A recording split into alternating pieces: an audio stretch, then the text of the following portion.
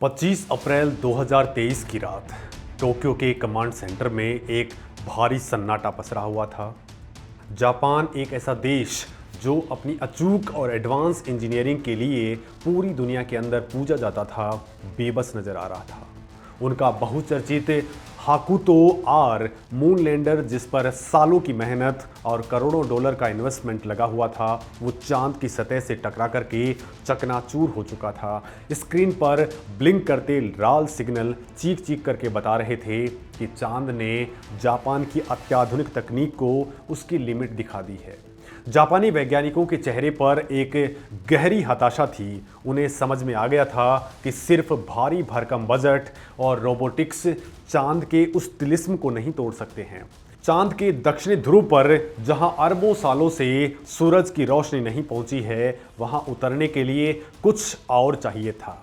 चांद के उस हिस्से के अंदर उतरने के लिए एक अलग ही तरह की कैलकुलेशन चाहिए होती थी, एक ऐसा तजुर्बा जो दुनिया में किसी के पास में नहीं था। लेकिन दोस्तों, इस घटना के ठीक 4 महीने बाद में, यानी कि 23 अगस्त 2023 को बेंगलुरु के इसरो कमांड सेंटर के अंदर वो गूंज उठी जिसने वॉशिंगटन से लेकर के बीजिंग तक के कैलकुलेशन को बिगाड़ कर रख दिया।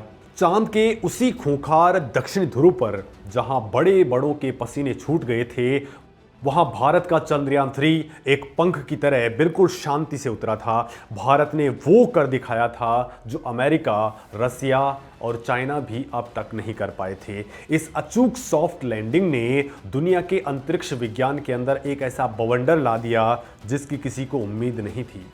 अंतरिक्ष की वो अथाह गहराइयां जहां सूरज की रोशनी भी जाने से कांपती है, अरबों सालों का सन्नाटा, -230 डिग्री की जमा देने वाली ठंड और एक ऐसा खौफनाक अंधेरा जहां दुनिया की सबसे बेहतरीन तकनीक भी घुटने टेक देती है। दोस्तों, क्या आपने कभी सोचा है कि जिस चांद की हम धरती से तस्वीरें खींच करके कविताएं लिखते हैं, उसका दक्षिणी ध्रुव दुनिया की महाशक्तियों के लिए एक खौफनाक पहेली क्यों बना हुआ है? आखिर क्यों अप्रैल 2023 के अंदर दुनिया की सबसे एडवांस टेक्नोलॉजी वाले देश जापान का लैंडर चांद की सतह से टकरा करके चकनाचूर हो गया था? और दोस्तों, अचानक ऐसा क्या हुआ कि उसी जापान ने अपने सबसे बड़े और महत्वाकांक्षी स्पेस मिशन के लिए अमेरिका या फिर यूरोप को नहीं, बल्कि भारत को चुन लिया है? आखिर इसरो के पास में चांद का वो कौन सा सर्वाइवल मैथमेटिक्स है जिसने नासा और ईएसए जैसी वेस्टर्न एजेंसियों को भी भारत के सामने हाथ मिलाने पर मजबूर कर दिया है? और दोस्तों, कैसे एक क्रैश हुए स्पेस मिशन ने दुनिया के सबसे ताकतवर और रहस्यमयी अलायंस को जन्म दिया है, जिसने आज वेस्टर्न कंट्रीज के स्पेस और डिफेंस इकोसिस्टम की नींदें उड़ा दी हैं? दोस्तों, आज हम सिर्फ एक स्पेस मिशन की बात नहीं करेंगे, बल्कि उस ग्लोबल मास्टर स्ट्रोक की बात करेंगे जिसने दुनिया के पावर डायनेमिक्स को हमेशा के लिए बदल करके रख दिया है।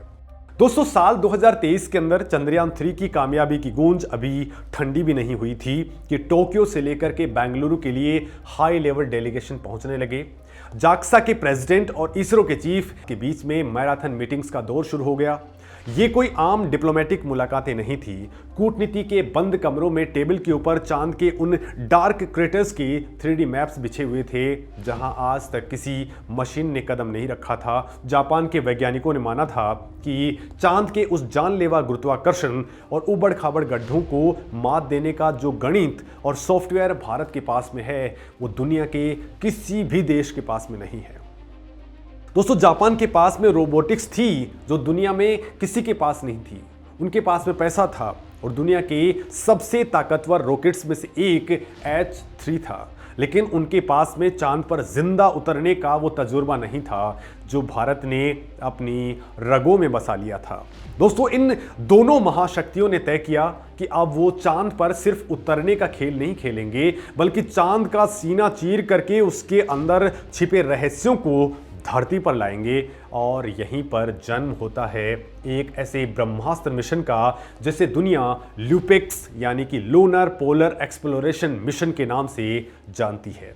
एक ऐसा मिशन जिसके ब्लूप्रिंट को देख करके ही दुनिया की बाकी स्पेस एजेंसियां हैरान रह गई। तो दोस्तों आखिर ऐसा क्या है इस ल्यूपेक्स मिशन के अंदर जिसने अंतरिक्ष की रेस में अमेरिका और चाइना के एकाधिकार को हिला करके रख दिया है। दोस्तों अगर आप इसके फैक्ट्स और आंकड़े जानेंगे तो आपको भारत की नई स्ट्रैटेजिक लेवरेज का अंदाजा हो जाएगा। और भारत और जापान मिलकर के चांद पर कोई साधारण रोवर नहीं उतारने जा रहे हैं। चंद्रयान 3 का प्रज्ञान रोवर सिर्फ 26 किलोग्राम का था जिसने चांद पर अपना शानदार कीर्तिमान रचा है, शानदार छाप छोड़ी है। लेकिन जापान जो नया रोवर बना रहा है वो 26 किलो का नहीं है बल्कि 350 किलोग्राम का एक मॉन्स्टर है। ये कोई ऐसा रोवर नहीं है जो सिर्फ चांद की सतह पर घूमेगा और वहां की तस्वीरें खींचेगा।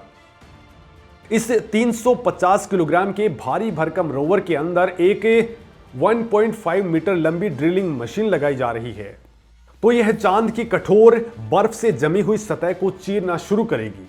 ये 1.5 मीटर लंबे गहरे गड्ढे खोदेगी, वहां से अरबों साल पुरानी बर्फ और मिट्टी के सैंपल्स निकालेगी और रोवर के अंदर मौजूद एक मिनी लैब के अंदर उसकी तुरंत जांच करेगी। दोस्तों ये तकनीक इतनी ज्यादा एडवांस है कि आज तक इंसान ने चांद पर ऐसा कोई ऑटोमेटेड माइनिंग ऑपरेशन नहीं किया है। लेकिन ये सब करना इतना आसान नहीं है। इस 350 किलो की पेलोड को सुरक्षित उतारने के लिए एक बाहुबली लैंडर की जरूरत थी और यहीं पर भारत का स्ट्रेटेजिक मास्टर स्ट्रोक सामने आता है। दोस्तों इसरो गुपचुप तरीके से एक बिल्कुल नया, विशालकाय और बेहद शक्तिशाली लैंडर तैयार कर रहा है।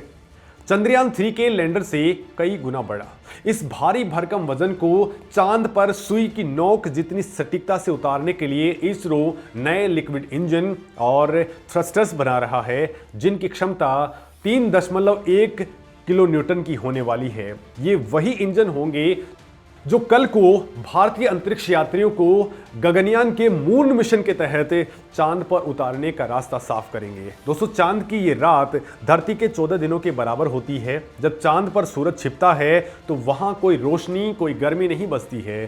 तापमान गिर करके -230 डिग्री सेल्सियस तक पहुंच जाता है। इतनी भयानक ठंड में बड़े से बड़े लोहे और स्टील के पुर्जे भी चटक कर टूट जाते हैं, बैटरियां जम करके फट जाती हैं। चंद्रयान 3 भी चांद की इसी खौफनाक रात का शिकार होकर के हमेशा के लिए सो गया था। लेकिन ल्यूपेक्स के मामले में भारत और जापान एक असंभव सा दिखने वाला रिस्क ले रहे हैं। वो इस मिशन को इस तरह से डिजाइन कर रहे हैं कि ये चांद की उन जानलेवा रातों के अंदर भी जिंदा रहे। इस सिस्टम के अंदर खास तरीके की हीटिंग सिस्टम और सर्वाइवल किट लगाए जा रहे हैं। एक मशीन जो जमा देने वाली मौत को भी बर्दाश्त करेगी और 14 दिनों के बाद में जब सूरज निकलेगा तो वो फिर से जिंदा होकर के अपना काम स्टार्ट कर देगी। और दोस्तों यही वजह है कि आज दुनिया हैरान है। नासा और यूरोपीय स्पेस एजेंसियों को जब इस मिशन की ताकत का अंदाजा हुआ तो उनका घमंड भी टूट गया। उन्होंने समझ लिया कि इस मिशन को नजरअंदाज करना अंतरिक्ष विज्ञान की सबसे बड़ी चूक होगी। दोस्तों आज नासा और ईएसए दोनों ही इस भारत जापान की मिशन के सामने हाथ फैलाए खड़े हैं। उन्होंने आधिकारिक तौर पर अपने उपकरण इस ल्यूपेक्स मिशन के साथ में भेजने की रिक्वेस्ट भेजी है। दोस्तों इसरो का खास ग्राउंड पेनिट्रेटिंग रडार जो बिना खोदे ही सतह से 3 मीटर नीचे तक की 3D इमेज बना लेगा और जाक्सा की रोबोटिक आर्म्स दोनों मिलकर के इतिहास रचने वाले हैं। दोस्तों भारत और जापान की ये दोस्ती अब सिर्फ अंतरिक्ष तक सीमित नहीं रह गई है। चांद से शुरू हुई ये स्ट्रेटेजिक साझेदारी अब धरती के जियोपॉलिटिक्स और ग्लोबल पावर बैलेंस को पूरी तरह से बदल रही है। दोस्तों हाल ही के अंदर जब 1 से 3 जुलाई तक दिल्ली में हुए 16वें भारत जापान शिखर सम्मेलन के अंदर भी दुनिया ने भारत और जापान का ये नया संगम देखा है। जापानी प्रधानमंत्री सनाए ताकाइची और भारतीय प्रधानमंत्री नरेंद्र मोदी के बीच में इस ऐतिहासिक सम्मेलन के अंदर कुछ ऐसे फैसले लिए गए हैं जिन्होंने इंडो पैसिफिक रीजन के अंदर चाइना और उसके प्रॉक्सी नेटवर्क्स की रातों की नींद उड़ा दी है। अब दोस्तों जब जापान की S3 रॉकेट से भारत का बाहुबली लैंडर अंतरिक्ष का सीना चीरते हुए चांद की तरफ निकलेगा तो वह सिर्फ एक मशीन नहीं होगी, वो इंडो पैसिफिक के 2 सबसे ताकतवर लोकतंत्रों की जिद होगी।